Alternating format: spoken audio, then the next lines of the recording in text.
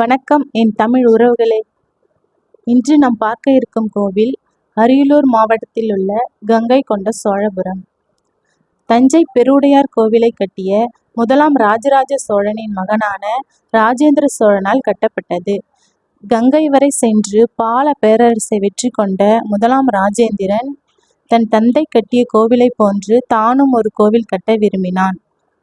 தஞ்சை பெருவுடையார் கோவிலை கட்டிய கட்டிட கலைஞர்களையும் சிற்பிகளையும் தஞ்சாவூரிலிருந்து இங்கு வரவழைத்து இக்கோவிலை கட்டச் செய்தார் என்று கருதப்படுகிறது.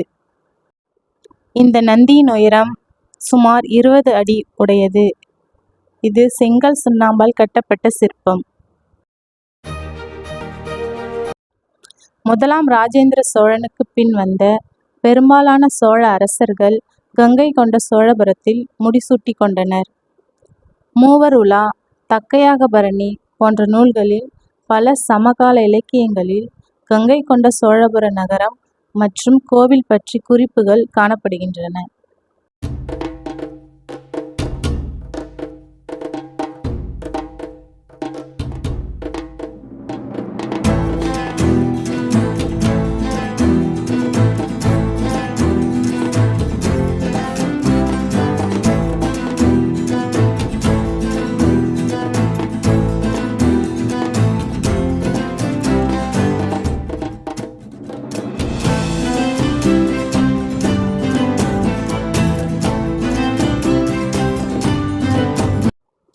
மூலவர் தெய்வம் 13 அடி உயரமுள்ள சிவலிங்கமாக திகழ்கிறது.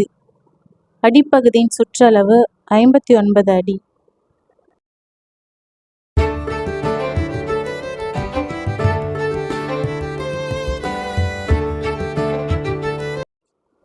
கங்கை கொண்ட சோழபுரத்திற்கு எண்ணற்ற பெயர்கள் உள்ளன.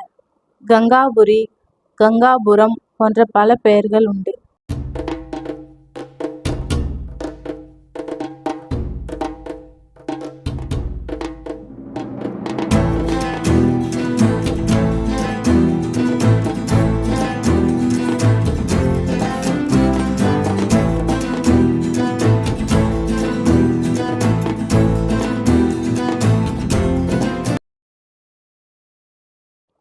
கருவறையின் மீதுள்ள விமானம் 180 அடி உயரம் உடையது.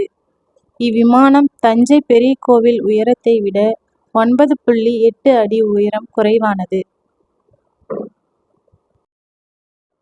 இக்கோவில் தமிழகத்தின் மிக முக்கிய சுற்றுலா தலமாக விளங்குகிறது. இக்கோவில் உலக பாரம்பரிய சின்னமாக யுனெஸ்கோ அறிவித்துள்ளது.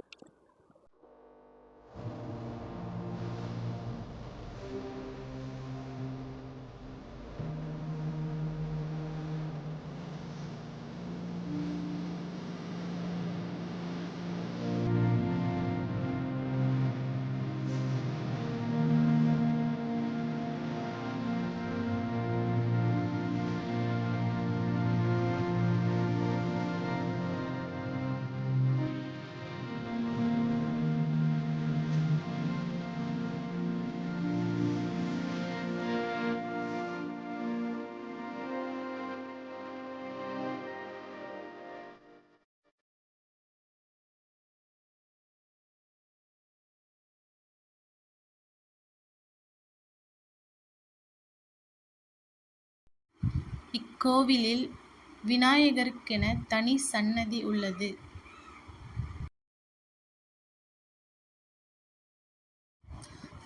தனித்துவமான திராவிட கட்டிடக்கலைக்கும் சோழர்களின் ஆட்சி மற்றும் தமிழ் மக்களின் நாகரிகத்திற்கும் சான்றாக அமைந்துள்ள இக்கோவில் கட்டிடக்கலை, சிற்பக்கலை, ஓவியக்கலை, வெண்கல சிலை உருவாக்கம் ஆகியவற்றில் சோழர்களின் திறமைக்கு ஒரு சிறந்த எடுத்துக்காட்டாக விளங்குகிறது.